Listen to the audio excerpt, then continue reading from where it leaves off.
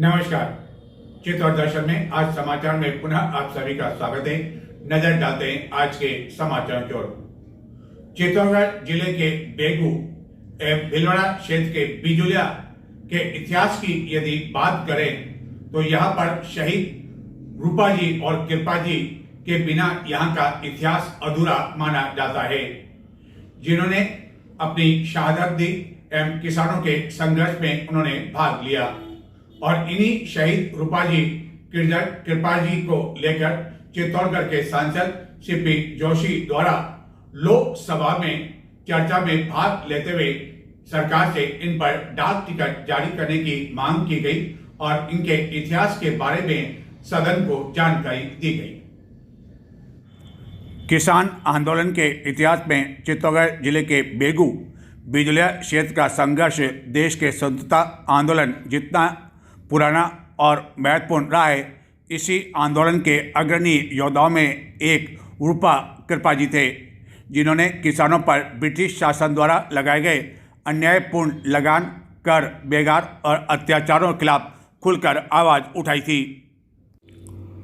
रूपा जी कृपा जी ने किसानों के हक और सम्मान के लिए वह संघर्ष किया जिसने पूरे मेवाड़ अंचल में आंदोलन की चिंगारी भड़काई। ब्रिटिश शासन की गोलियों का सामना करते हुए वह शहीद हो गए थे, लेकिन उनकी शहादत ने किसान आंदोलन में नई ऊर्जा का संचार किया था। श्री सीपी जोशी जी।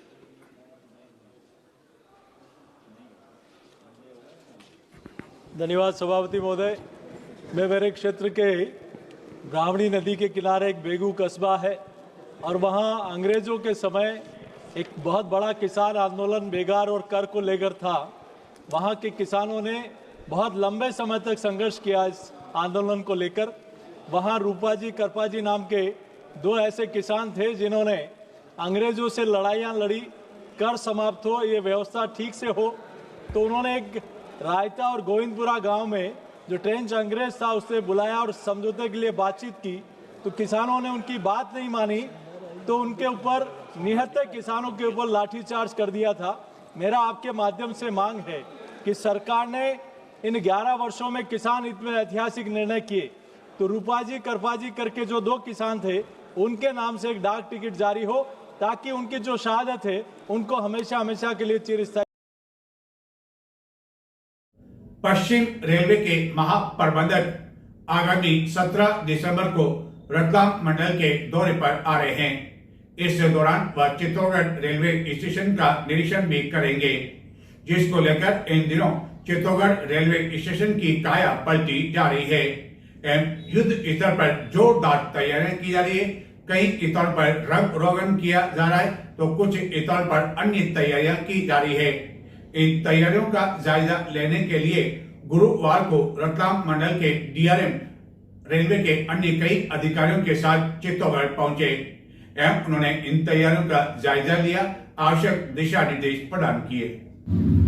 आगामी 17 दिसंबर को पश्चिम रेलवे के महाप्रबंधक विवेक कुमार गुप्ता चित्तौड़गढ़ रेलवे स्टेशन के साथ ही रतलाम मंडल के कुछ अन्य रेलवे स्टेशन के प्रस्तावित दौरे को लेकर पहुंच रहे हैं, जिसको देखते हुए चित्तौड़गढ़ रेलवे स्टेशन की काया पलटी जा रही है। कई भवन में रंग रोगन किए जाने के साथ ही छोटी से छोटी चीज़ों पर भी ध्यान दिया जा रहा है।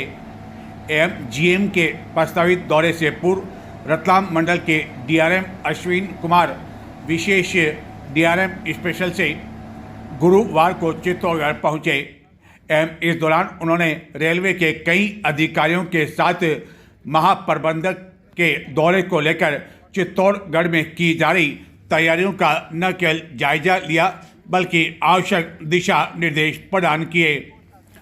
रेलवे स्टेशन के प्लेटफॉर्म नंबर 1 पर बने नए भवन, जहां यात्रियों के लिए प्रारंभ की गई कई सुविधाओं के बारे में उन्होंने जानकारी ली एवं इस भवन में किसी शानदार होटल की तरह यात्रियों के ठहरने, सामान रखने समेत सभी सुविधाएं उपलब्ध करवाई गई है। यात्रियों के लिए यह भवन गत दिनों आरंभ किया जा चुका है। डीआरएम ने प्लेटफॉर्म नंबर 1 एवं 2 पर की जा रही विभिन्न तैयारी के साथ ही रेलवे लॉबी में खाने की व्यवस्था को भी चेक कर इसे संतोषजनक बताया।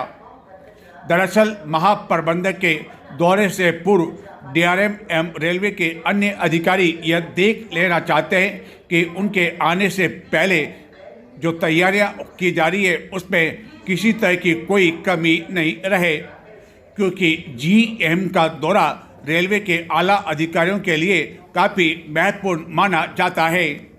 इसी कारण चित्तौड़गढ़ रेलवे स्टेशन पर इन दिनों युद्ध स्तर पर कई तरह का काम चल रहा है, जिसके लिए कई लोगों को इस काम में लगाया गया है। बारीक से बारीक काम पर भी ध्यान दिया जा रहा है। दरअसल नीमच रतलाम रेलवे दोहरीकरण कार्य दिसंबर में जो होना था वह कार्य 3 माह पिछड़ गया है। इस कार्य को इसी माह में होना था। यह कार्य समय पर नहीं होने की वजह से रेलवे मंत्रालय से पश्चिम रेलवे को मिली फटकार के बाद अब पश्चिम रेलवे महाप्रबंधक विवेक कुमार गुप्ता रतलाम से चंदेरा तक किए काम को देखने के लिए 17 दिसंबर को आ रहे हैं और इसी कारण महाप्रबंधक के दौरे से पूर्व डीआरएम गुरुवार को चित्तौड़गढ़ पहुंचे एवं उनके साथ रतलाम मंडल के कई विभागों के अधिकारी भी मौजूद थे, जिन्होंने बताया कि किस तरह की तैयारियां की जा रही है और कौन कौन से काम अब तक पूरे हो चुके हैं। उन्होंने चित्तौड़ दर्शन से बातचीत करते हुए कहा कि सेक्शन का निरीक्षण करने आए और उसमें हमने चित्तौड़ स्टेशन को भी देखा और अभी हमारे महाप्रबंधक का भी निरीक्षण होने वाला है, तो इसके क्रम में हमने इसको एक बार फिर से निरीक्षण किया और यहाँ रनिंग रूम में हमने खाने का भी टेस्ट किया कैसा खाना है। स्टेशन के बाहर आपने देखा होगा कि यहाँ भी हम थोड़ा साफ़ सुथरा और हरियाली करने की कोशिश कर रहे हैं और एक नई जो एमओटी बिल्डिंग बनी है जिसमें उसको भी हमने उसका भी निरीक्षण किया और स्टेशन का रीडेवलपमेंट हो रहा है तो उसकी भी हमने चर्चा की कि किस तरह से रीडेवलपमेंट किया जाए। क्या ये सब कुछ आगामी 17 तारीख को जो प्रस्तावित जीएम साहब का दौरा उसी को लेकर हो रहा है?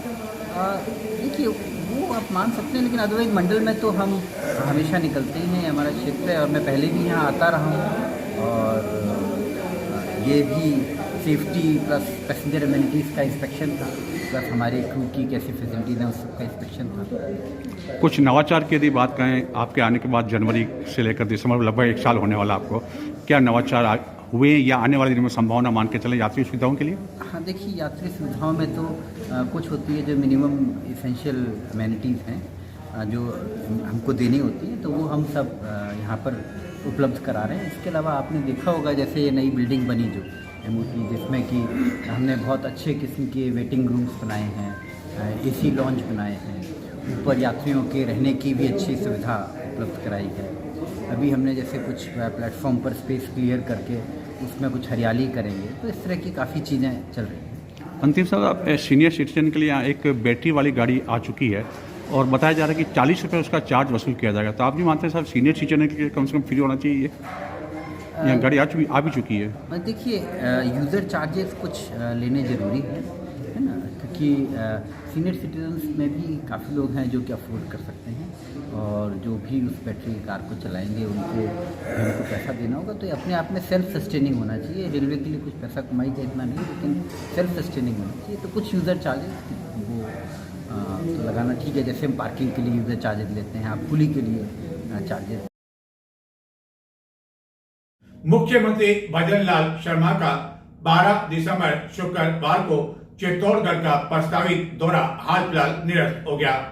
मुख्यमंत्री चित्तौड़गढ़ के समीप चंदेरिया लेक जिंक सेनेटर में एक फर्टिलाइजर कारखाने की आधारशिला रखने के लिए भूमि पूजन करने के लिए आने वाले थे। हालांकि जिला प्रशासन को उनका अधिकृत दौरा तो नहीं मिला था, लेकिन जिंक अधिकारियों को दौरे के बारे में जानकारी मिली, जिसके बाद युद्ध स्तर पर तैयारियां आरंभ कर दी गई थी। लेकिन यह दौरा निरस्त होने के बाद सभी तैयारियां हाल फिलहाल रोक दी गई है।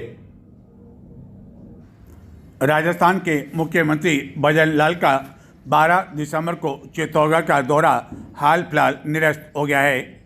मुख्यमंत्री चंदेरिया जिंक संयंत्र परिसर में कंपनी के प्रस्तावित फर्टिलाइजर कारखाने का भूमि पूजन करने के लिए 12 दिसंबर को आने वाले थे, जिसको देखते हुए जिला प्रशासन पूरी तरह न केवल अलर्ट हो गया था बल्कि जिंक परिसर में सभी तैयारियां भी आरंभ कर दी गई थी।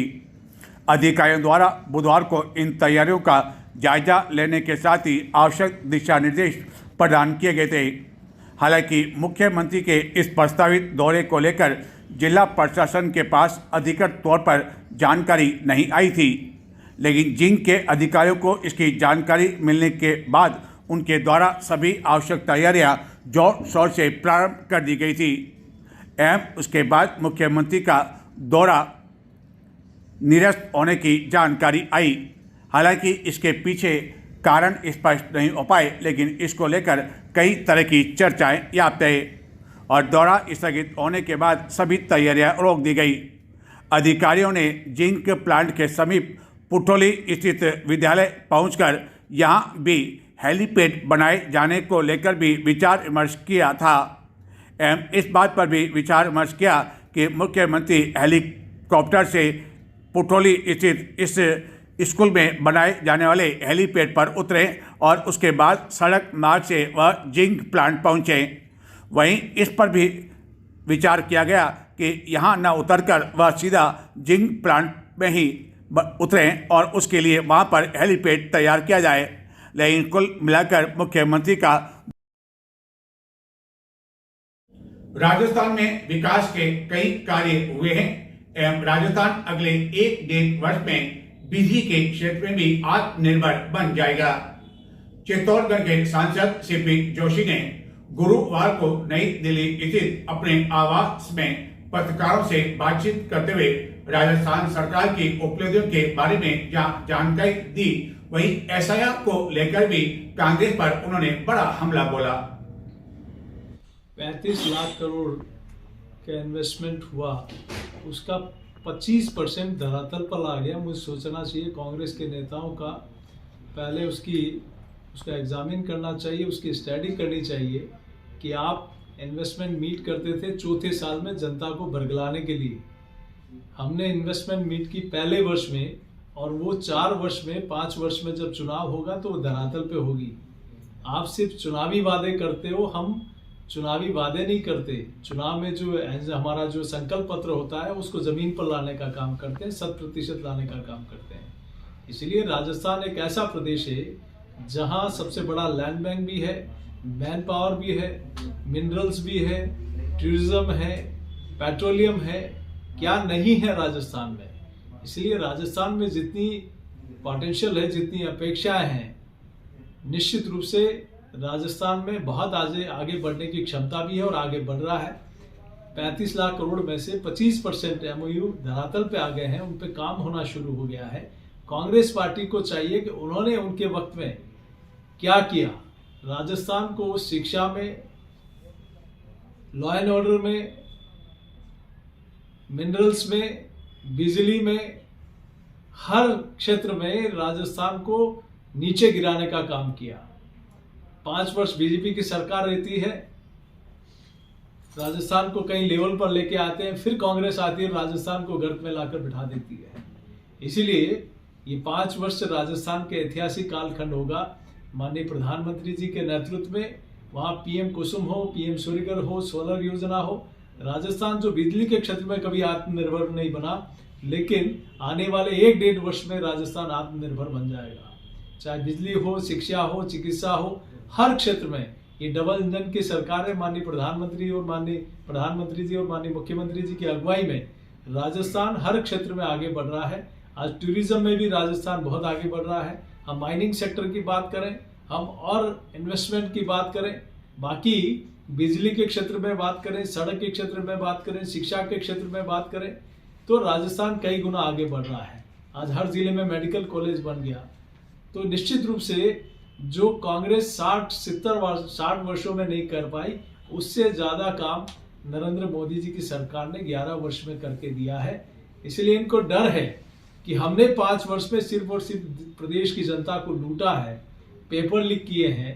पेपर लीक में भी इनके लोगों का हाथ था, कांग्रेस का संरक्षण था, कांग्रेस की सरपरस्ती में वो पेपर लीक हुआ करते थे। आज राजस्थान में इतने एग्जाम हो गए, इतने पेपर हो गए, एक भी पेपर लीक नहीं हुआ। वही संसाधन, वही प्रदेश, वही प्रशासन, लेकिन जब काम करने वाला योग्य व्यक्ति होता है तो हर दिशा में सफलता मिलती है। तो मुझे सोचना है कि कांग्रेस के लोगों को अपनी कमियों के ऊपर, जो उन्होंने गलतियां की है, उस पर कहीं चिंतन करना चाहिए, न कि कटाक्ष करने। देखिए, मैं सोचता हूं कि ये कहीं न कहीं कांग्रेस पार्टी के लोग, जब कोई मुद्दा नहीं बचा, मैं कहना चाहता हूं कांग्रेस पार्टी के लोगों को, इस देश में प्रधानमंत्री फसल बीमा योजना कौन लेकर आया? इस देश में किसान क्रेडिट योजना कौन लेकर आया? इस देश में प्रधानमंत्री सड़क योजना कौन लेकर आया? इस देश में एमएसपी का लागत से 1.5 से 2 गुना लागत किसने की? इसमें बूंद बूंद सिंचाई योजना कौन लेकर आया? इसमें हमारी किसानों के हित में, चाहे सोयल हेल्थ कार्ड योजना हो, किसान का बैंक में खाता खोलना हो, किसान सम्मान निधि देना हो, ये किसान के जितने कल्याणकारी काम है किसान को समृद्ध करने के, ये सिर्फ और सिर्फ भारतीय जनता पार्टी के शासन में हुए। उन्होंने इन 60 वर्षों में कांग्रेस के हित में क्या किया, उसके बारे में बताना चाहिए। जानबूझकर कहीं न कहीं किसानों को उकसाना और कुछ इस प्रकार के उपद्रव पैदा करना, इससे अच्छा है कि किसान हित में जो काम हुए हैं उस दिशा में आगे बढ़े। और कई कमियां हैं तो कमियों को कहां ले जाके, किस दिशा में आप किसान को ले जा रहे हैं? इन सरकारों में भारतीय जनता पार्टी की राजस्थान में सरकार बनी है, पहली वो सरकार होगी जिसने अपने खाते से किसान सम्मान निधि का पैसा देना शुरू किया है। 6,000 मोदी जी दे रहे हैं तो 3,000 भजनलाल जी की सरकार दे रहे हैं। क्या 60 वर्षों तक आपने किसी को दिया पैसा? इसलिए इनके पेट में दर्द है कि कैसे हम लोग, ये सरकार अच्छा काम कर रही है गरीब के लिए, किसान के लिए, युवाओं के लिए, महिलाओं के लिए, इसलिए इनके पास कोई मुद्दा नहीं है। कुछ न कुछ मुद्दा खड़ा करके इस प्रकार किया। मैं सोचता हूं कि गृह मंत्री जी ने जो कल जवाब दिया उससे कांग्रेस की धरातल खिसक गई। लेकिन आश्चर्य हुआ कि आदरणीय गृह मंत्री जी ने नेहरू जी, इंदिरा जी, राजीव जी के ऊपर, उनकी कमियों के ऊपर बातचीत की, तब वो सुनते रहे। लेकिन जैसे ही घुसपैठियों के ऊपर वार किया, कांग्रेस पार्टी के नेता उठकर चले गए। इससे साफ लगता है कि कांग्रेस इतने वर्षों तक देश और प्रदेशों में राज करती आई, वो इन घुसपैठियों के मेहरबानी से ही सत्ता में आए। अब आज घुसपैठियों को चुन चुन कर बाहर निकाला जा रहा है तो इनको मन में पीड़ा हो रही है, दर्द हो रहा है। तो मैं सोचता हूँ एसआईआर में हो क्या रहा है? ये भी यही कह रहे हैं कि मतदाता सूची का शुद्धिकरण होना चाहिए। तो मतदाता सूची का शुद्धिकरण का मतलब यही है कि इस देश की मतदाता सूची में उसी व्यक्ति का नाम होगा जो इस देश का नागरिक होगा, जो जीवित होगा, जो वयस्क होगा। तो यही तो एसआईआर में हो रहा है। फिर तकलीफ किस बात की? इनको तकलीफ सिर्फ इस बात से है कि घुसपैठियों के नाम कैसे कट रहे हैं, उनको बाहर जाना, वो बाहर क्यों चले, वो बाहर क्यों जा रहे हैं, तकलीफ इस बात की है।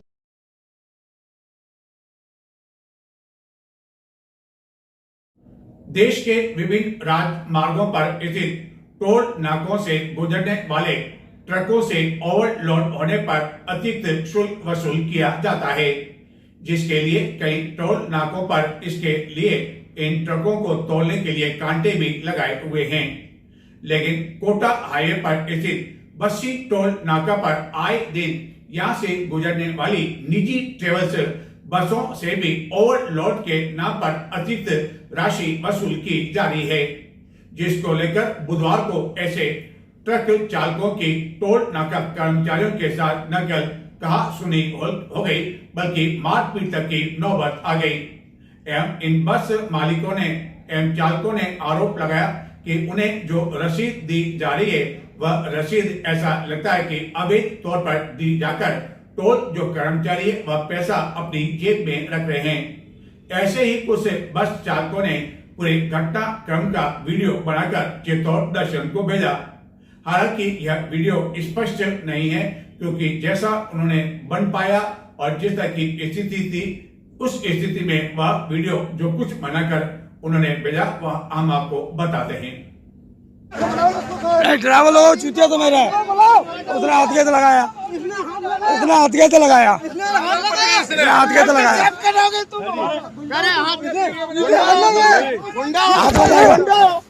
हाथ लगाएगा।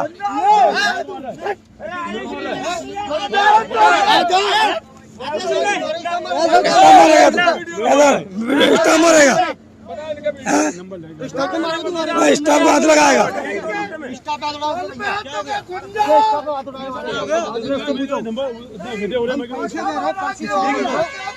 नहीं रुक गया, अब इसको बताएंगे। यहाँ से कहीं नहीं आएगा तो भाई, यहाँ से कहीं नहीं आएगा। यहीं रुक गया। हर रोज का नाटक है तुम्हारा, हर रोज का नाटक है। अभी लोग गाड़ी आ रही है और अभी रुक जाओ और गाड़ी आ रही है। गाड़ी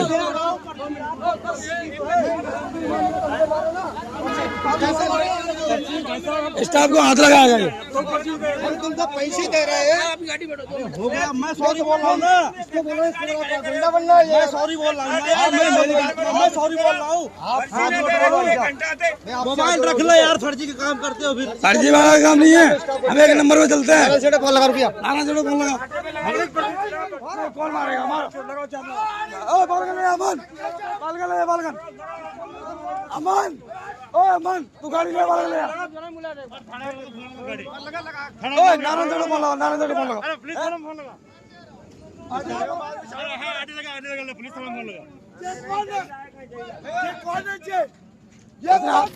यदि कोई ट्रक ओवरलोड है तो ऐसे कई ट्रकों से विभिन्न टोल नाका पर जो निर्धारित टोल शुल्क है उसे अधिक वसूल किया जाता है और इसके लिए विभिन्न टोल नाका पर ऐसे ओवरलोड ट्रकों का वजन करने के लिए निर्धारित स्थान भी तय किया हुआ है।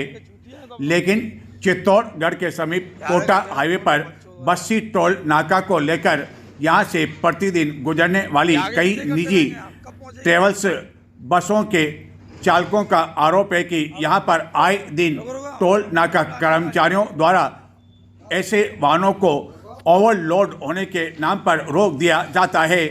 न केवल रोक दिया जाता है बल्कि उनसे मनमाना शुल्क जो निर्धारित टोल बसों को देना पड़ता है उसे अधिक यह कहकर वसूल किया जाता है कि यह ओवरलोडिंग है।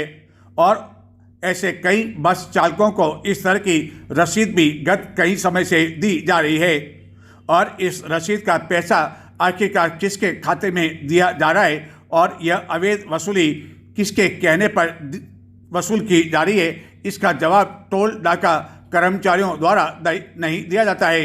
और आए दिन इस मामले को लेकर बस्सी टोल नाका पर ऐसी निजी ट्रेवल्स बसों के चालकों एवं टोल कर्मचारियों के बीच कहा सुनी की घटनाएं हो रही है एवं आए दिन इनके बीच झड़प भी होती रहती है। इसी घटना को लेकर बुधवार रात्रि को भी इसी तरह का जब मामला हुआ तो कई निजी ट्रेवल्स बसों के चालकों ने साहब मेरी गाड़ी अंदर लोड है, बगैर लगेज की है, ये पर्ची ओवरलोड की है सर। मैं पैसे दे रहा हूँ फिर भी क्या है कि मेरे स्टाफ पे मारा पीटी करी है इन लोगों ने, पर्ची टोल वालों ने मेरे स्टाफ को भी मारा पीटा है, उनके क्या ब्लड निकला है, अब कोई सुनवाई नहीं है सर। यह चक्कर यही नहीं है मिलता, इन पर भी हाथ उठाया है। बताओ बोलो। हमारा है मेरा पकड़ लिया ये पर्ची है साहब ओवरलोड की, पैसे दे रहा हूँ फिर भी पर्ची नहीं काटते, दादागिरी करते हैं। ठीक है, हमारी 2 बार। तो ये थे आज के समाचार। नमस्कार।